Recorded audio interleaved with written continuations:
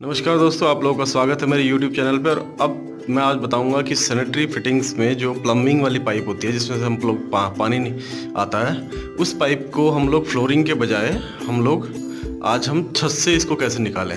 देखिए, सबसे पहले तो ये फ्लोरिंग है, संकन एरिया है पूरा। ये मैं दिखाता हूँ आपको, ये टोटल संकन एरिया है। इसमें क्या करना है कि पहले पाइपें इसमें जाया करती थी, प्लम्बिंग की भी पाइप जाती थी। जैसे ये हम लोगों ने, ये हमारा जो PVC का पाइप आ रहा है, ये सारा इसी तरह हमारा जो है प्लम्बिंग का पाइप भी आता था।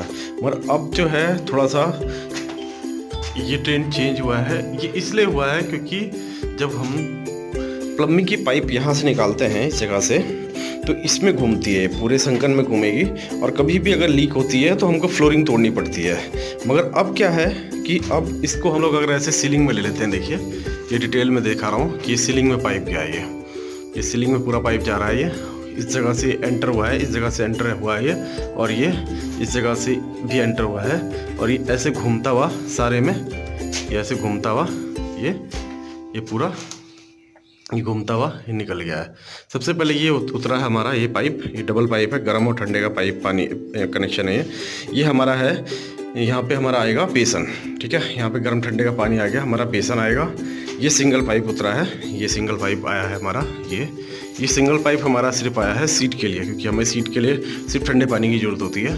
अब हम ये देखिए, फिर ये गया, ये आगे ये, और फिर ये दोबारा दो पाइप नीचे आ गए हैं। ये हमारा शावर एरिया है, ठीक है। ये शावर एरिया का पाइप यहाँ पे आना है। ये हम लोग यहाँ से कहीं भी अगर हमको इस साइड ले जाना है, इस साइड या इस साइड ले जाना है, इस साइड हम लोग कन्वर्ट कर सकते हैं इसको।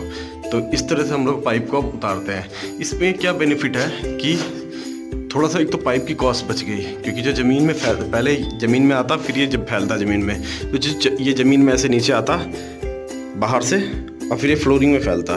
तो अब सीधा ये ऊपर से ही इस तरह से डिवाइड हो गया है। तो इससे क्या बेनिफिट हुआ हमारा कि जो पाइप की लेंथ थी वो बच गई हमारी। दूसरी बात कि जो हमारा प्रेशर था, पहले नीचे आता फिर ऊपर उठता, तो उससे प्रेशर भी कम हो जाता। अभी प्रेशर भी प्रॉपर रहेगा।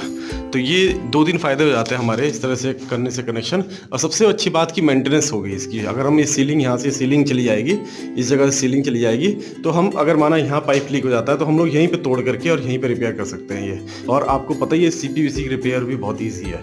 तो इस तरह से हमें जो फ्लोरिंग तोड़ने की कोई ज़रूरत भी नहीं होगी, और हमारी सीलिंग में ही ये सारी रिपेयर हो जाएगा।